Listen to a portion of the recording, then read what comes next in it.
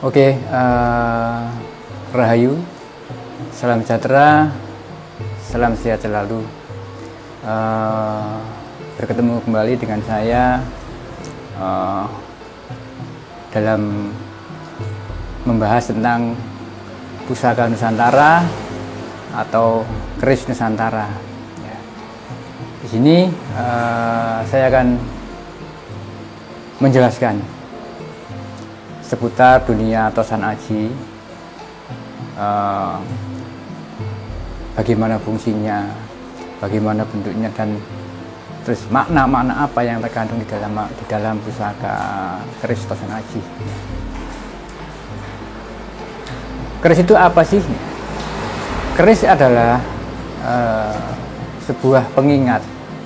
Empu di zaman kerajaan dulu atau para empu dulu membuat keris mempunyai satu maksud, yaitu kenapa dinamakan keris.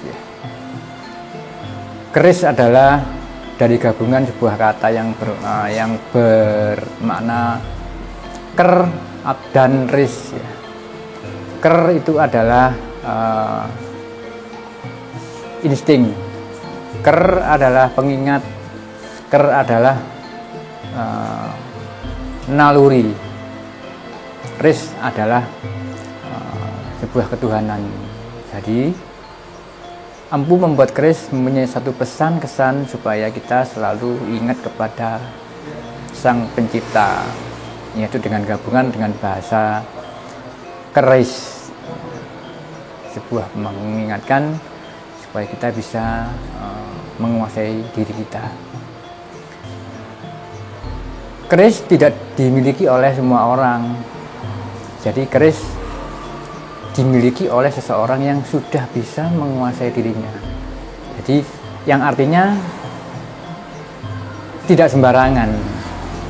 Bentuk penguasaan diri, pengendalian diri. Artinya nek wis bisa menahan hawa nafsu, berarti bisa memegang keris atau pusaka yang punya satu maksud, yang punya satu makna tentang pengendalian diri dan selalu mengingat kepada Sang Pencipta. Bentuk keris beragam ya. Jadi ada luk atau yang berkelok-kelok, juga ada yang lurus, ada yang disebut dengan leres. Ya. Keris-keris yang berkelok itu ada luk 1, luk 3, 5, 7 dan seterusnya.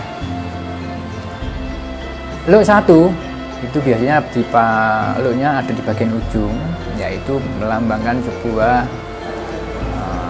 penghidupan, urip.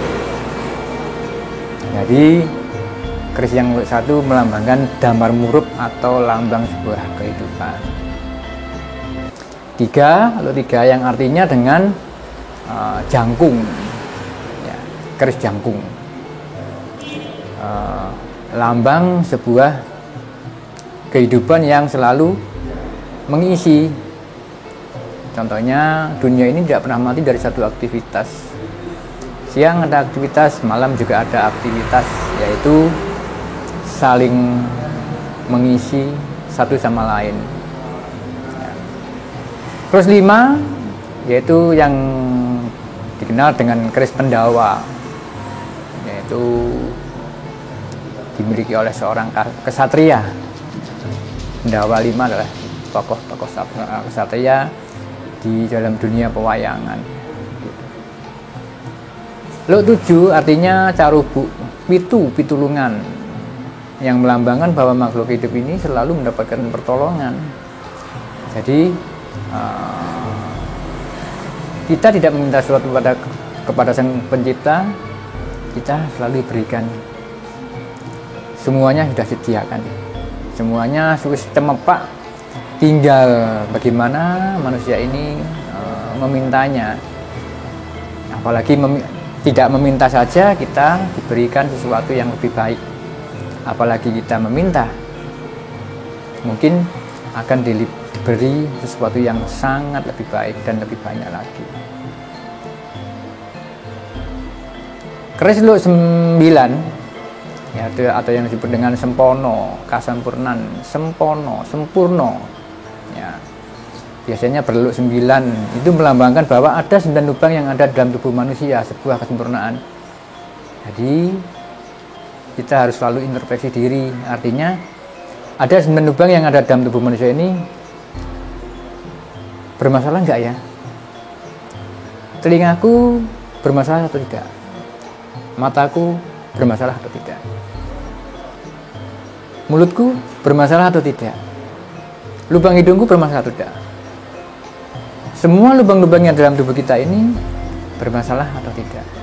Nah, itulah melambangkan supaya kita harus selalu introspeksi diri, melihat apa yang ada dalam diri kita.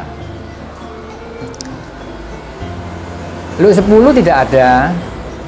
Luk 10 artinya 1 dan 0 nung. 1 dan 0. Suwung wangwung artinya fana, artinya sudah suwung wangwung ora ana apa-apa, langgeng. 11 yang dinamakan dengan keris sabu inten. Keris sabu inten itu berluk 11 ya, yang artinya kawelasan, welas asih, saling mengasihi, saling memberi, saling bertemu dengan jodohnya, saling bertemu dengan kerezekiannya. 13 artinya sangklat. Sangklat itu angka yang terakhir. Keris sangklat biasanya identik dengan pamungkas, keris pamungkas. Artinya pusaka yang berluk 13, angka ngelebur, angka menyatunya manusia dengan Tuhannya. Jadi ya Gusti, semuanya sudah aku lakukan, semuanya sudah aku kerjakan, semuanya sudah aku berikan, harta kekayaanku sudah aku berikan ke anak istriku, dan aku akan menyatu dengan dirimu, yaitu kematian. Kalau orang awam mengatakan 13 itu adalah angka sial, artinya sebuah kematian, tapi bukan begitu, bukan sebuah kesialan. Artinya sudah waktunya manusia menuju ke Tuhannya. Nah, itulah untuk makna-makna dari keris luk-luk. Kalau keris yang leres lurus itu biasanya tidak mempunyai perkelok, seperti Senopati, Tilam Upi, dan juga dapur brojol, semuanya berbentuk leres ya. Untuk bahan-bahan keris biasanya yang jelas besi ya, besi, baja, batu meteorit. Tetapi batu meteorit di zaman sekarang sulit dan langka sekali, karena ya berbau meteorit, batu yang jatuh dari langit, jatuh yang dari luar angkasa yang masuk ke bumi. Biasanya kalau masuk ke bumi tidak bisa terlalu besar, hanya seperti batu kerikil saja. Nah, itulah yang biasanya dipakai untuk campuran penempaan atau keris. Nah, tetapi juga selain besi baja juga memakai besi putih atau nikel. Di era sekarang keris sangat sulit sekali ya, karena bahan-bahannya sudah tidak seperti zaman dulu lagi. Para pengrajin dan para ampu sekarang semakin kesulitan untuk mencari bahan, dan semakin langkanya membuat sebuah keris atau pusaka keris. Cara pembuatan keris ada yang direkayasa, ada yang ditempa. Tetapi di era modern keris jarang sekali ditempa. Itu hanya beberapa tempat pesalen yang masih mempertahankan tradisionalnya, seperti Mbah Harum Brojo di Sleman, Gatak, Sleman.